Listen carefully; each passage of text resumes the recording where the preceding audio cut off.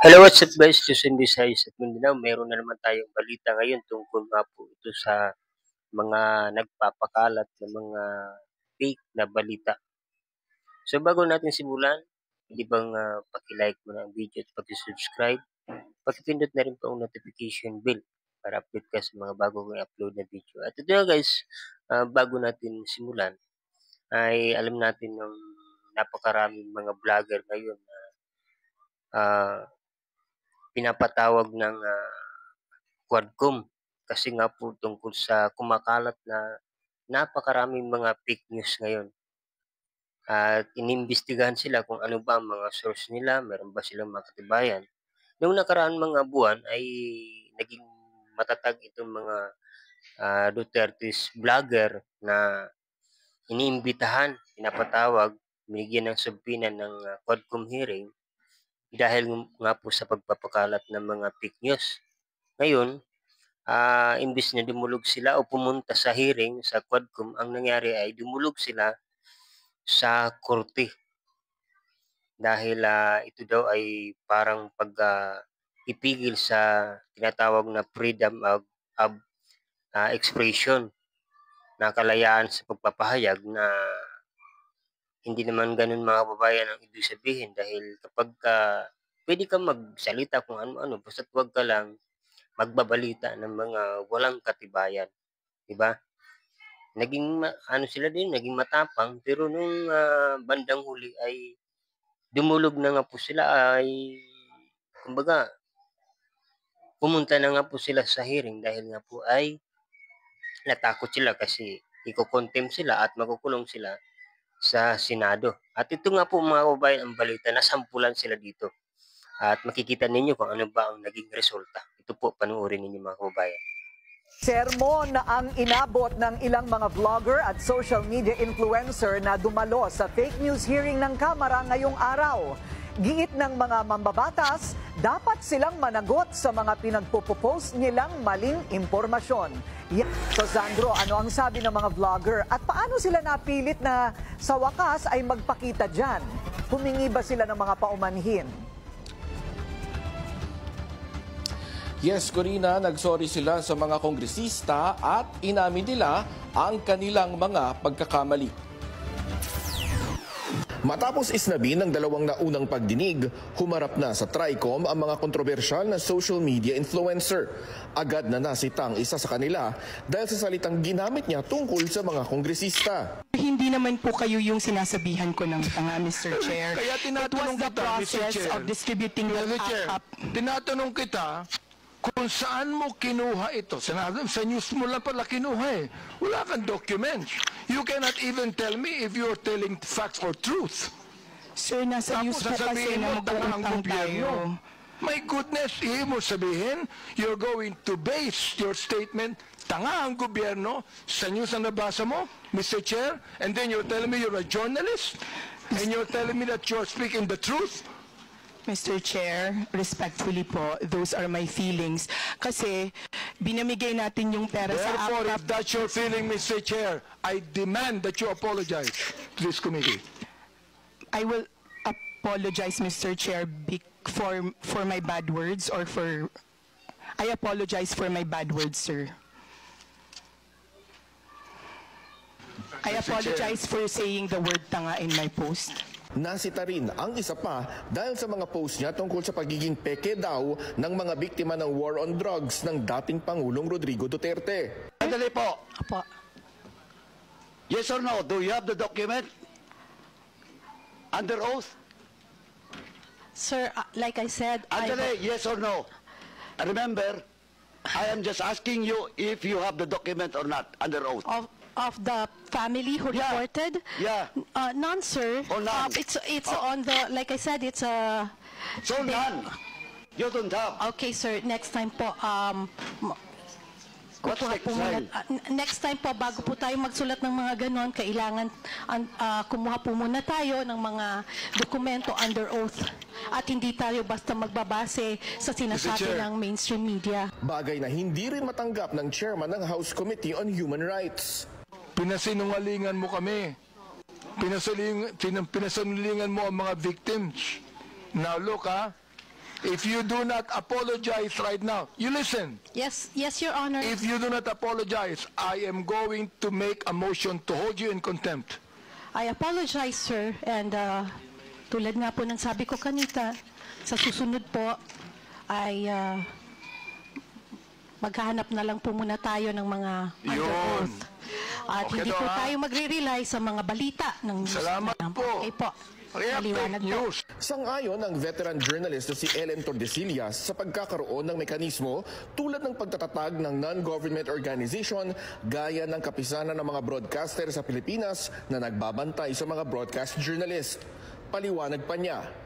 Although we do not fact-check opinions, we fact-check the basis of the opinions, which are, should be facts. You are entitled to your opinion, but you are not entitled to your facts. Kabilang sa dumalo sa pagdinig ngayong araw si PCO Secretary Jay Ruiz.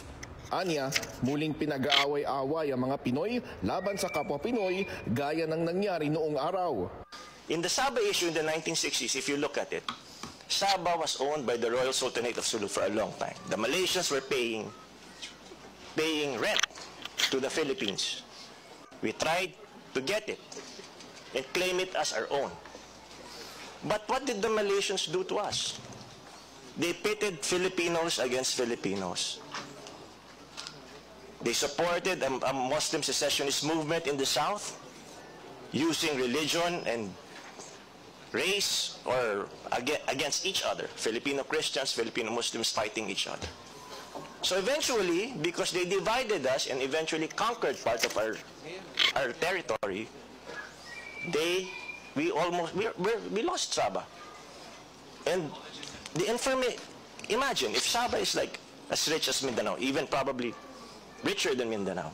The Petronas Towers were built because of the minerals and properties of Sabah. It's happening again. This is happening, but now a foreign actor using fake news to destroy each other. Corina, may mga comments online na nagsasabi nga na pinaghihinay-hinay itong si Ruiz dahil baka may maungkat na issue katuugnay nga dun sa kanyang sinabi kanina. Pasado alas 5 ng hapon nang suspindihin ng mga kongresista ang pagdinig. So yun nga guys, ay napanood natin na ang iba dyan ay talagang nag-iiyakan kung sa ibang mga video ay humingi po sila talaga ng apologize dahil nga po ay makukontempt sila at wala silang katibayan sa pagpapakalat nila ng mga maling impormasyon. Ito yung nakakalungkot ngayon mga kabayan dahil parang nagiging factory sila ng fake news.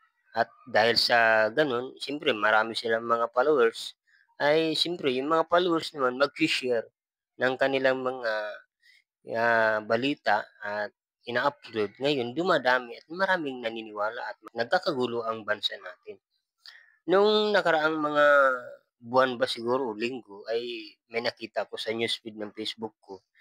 Tungkol nga po ito sa statement ng ating mahal na Pangulo. Nakita ko, bakit ganito ang statement na talagang gusto daw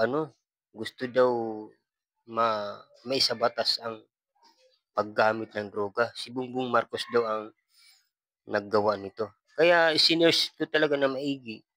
Tingnan ko kung tama ito. Yung nakita ko nga mga kababayan sa balita sa TV5, ito po mga kababayan, makita ninyo na hindi pala ganun ang sinabi ni BBM na may sa batas ang paggamit ng droga. Kaya yun mga guys, sinare ko na itong taong ito ay biktima din. Itong tao ito na nag-share, biktima din. Ang gumawa talaga nito ito. Mga kababayan, panoorin nyo na taga Cebu na ngayon ay nahuli ng NBI at ngayon nagsisisi dahil siyempre babae siya at kumikita siya dito. Ngayon, panoorin nyo mga kababayan. Inaresto sa Cebu ang babaeng nag-post online ng inedit o minanipulang pahayag ng Pangulo tungkol sa iligal na droga. Labis ang pagsisisi ng suspect na nagawa umano ang krimen para sa views sa kanyang social media account na kanya raw pinagkakakitaan. Nakatutok si John Consulta. Wala. So pinapatawag sa opisina ng NBI. Para imbestigahan. Pwede i-delete ko lang, sir? Hindi, kailangan mong pumunta sa opisina talaga. Sinubukan pang magmakaawa pero tuluyang inaresto ng NBI Cebu ang babaeng ito sa Oslob dahil sa isang mapanirang post online. Kinopya at inedit raw ng 39 anyos na suspect ang post ng isang media network kaugnay sa isang pahayag ni Pangulong Bongbong Marcos para baguhin ang mensahe nito ukol sa iligal na droga. Ito yung post in question. Legal na daw ang droga bago angry face na emoji. Grabe naman ka, Marcos. So yan, napanood ninyo mga kabayan na talagang may nasampulan na. So ayon sa balita ngayon, mayroon pang mga